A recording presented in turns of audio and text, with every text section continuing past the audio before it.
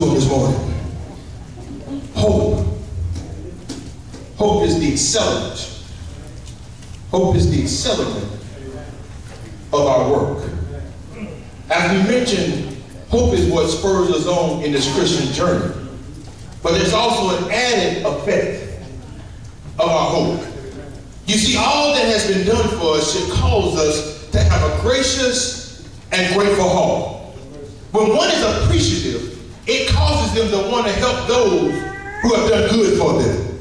If somebody bails you out of a situation, amen, somebody, you want to come in and you want to help them when, amen, somebody, when they need some help. If Brother Bell come by and help me put on a deck at the house, amen, somebody, if Brother Bell needs some roof work done, I'm right there.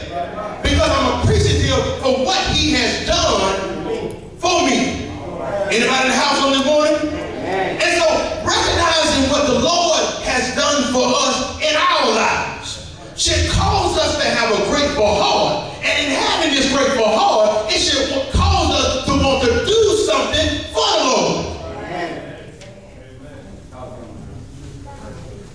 For some of us, don't forget what the Lord has done for us. And because of which, we don't want to serve. Why get quiet? Real quiet. The Lord died for you.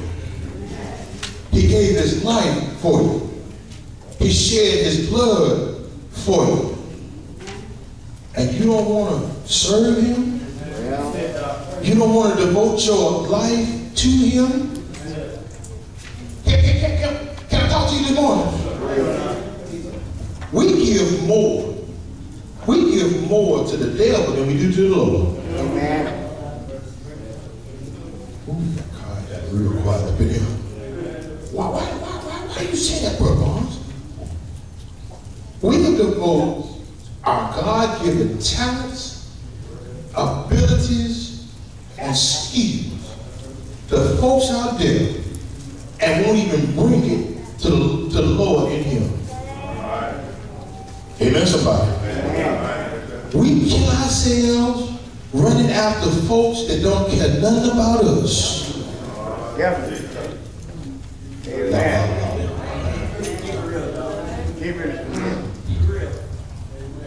They talk about you in closed door meetings, but they smiling in your face, but then you running right after them. Well, whatever you want me to do, I'll do it for you. Just call me and I'll be right there. Just whatever time you call me, but let somebody call you from the church.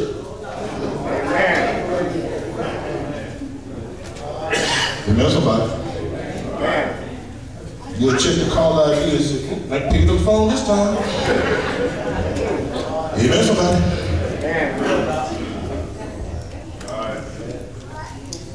But if you recognize what the Lord has done for you, you don't mind giving of yourself to help the work of his church. Well, I knew he was going to be quiet. Keep it 100. Can we keep it 100? Yeah. I've said this before and I've said it again, and I'll keep saying it because it's still true. Everything that we need to do what God would have us to do is already here. Amen. But the thing about the Lord is he does not force anybody to do anything. Yeah.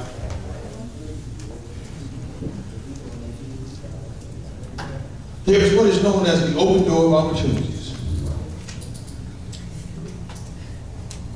And some of us will look dead into the door that's open and will say, well, I won't walk in there. Not realize, guess who it was that allowed you to have that open door of opportunity? Amen, somebody. Amen.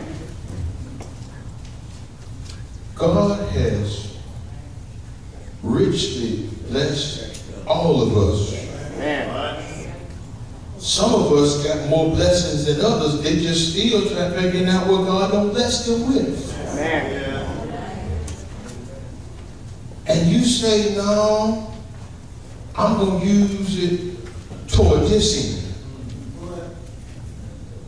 When the Lord gave all that he had, so you could have some hope.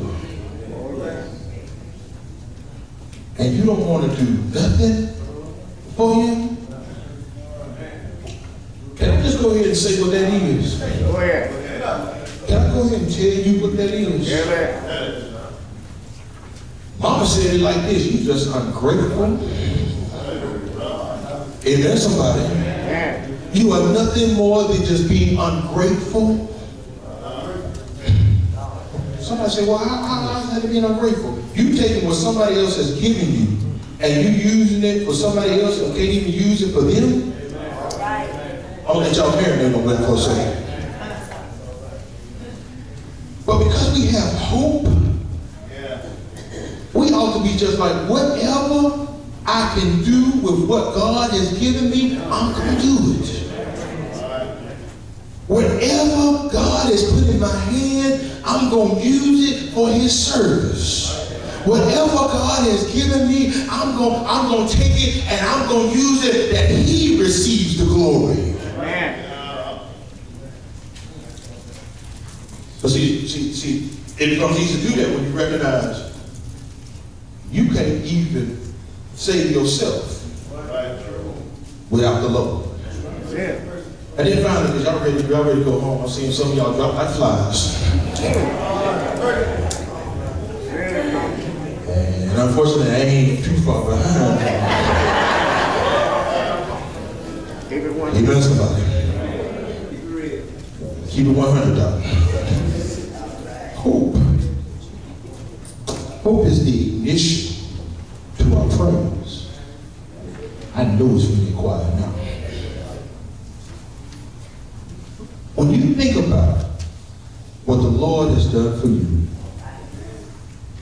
when you think about the blood that was shed on the cross, when you think about the fact that he was taken from judgment hall to judgment hall, when you think about the fact that his family, his friends abandoned him in his time of need, when you think about all that, it ought to make you have some joy in your heart. And if you have joy in your heart behind the fact that he's done so great things for you, it ought to just spur you on to give him some praise. See, please understand, Jesus, and see, sometimes we forget, even though we read, even though we talk about what the Lord has done for us, it don't have no impact. Yeah, y'all see how far it got? It don't have no impact. 100. Let me make this real for you. If me and I still walking down the street, and a car comes careening out of control, and our still pushes me out of the way and gets hit by the car and killed.